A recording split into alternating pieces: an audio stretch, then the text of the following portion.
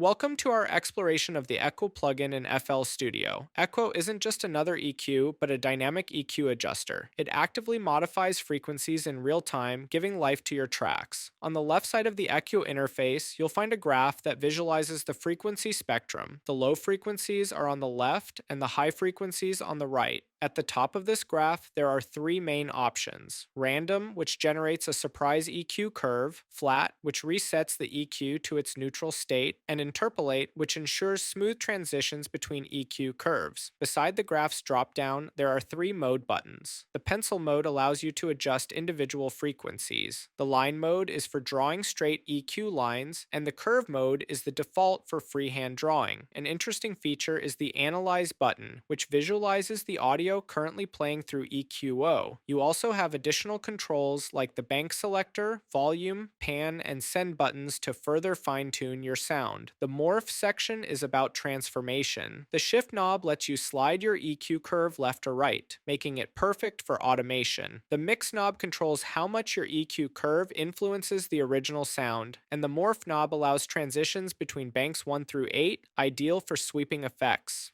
There are a few more features worth noting in the setup section. The send-only option mutes the main output and lets you direct the sound elsewhere. The add mode overlays the affected output over the original sound. The oversample feature enhances sound quality, and the bandwidth knob adjusts the strength of your EQ on the audio. In conclusion, EQUO offers more than just static EQ adjustments. It's a dynamic tool, perfect for crafting unique soundscapes. It's a good practice to set your basic EQ with plugins like the Fruity Parametric EQ, and then use EQUO to introduce dynamic changes as your track progresses. Dive in, experiment, and enjoy discovering the sonic possibilities with EQO in FL Studio.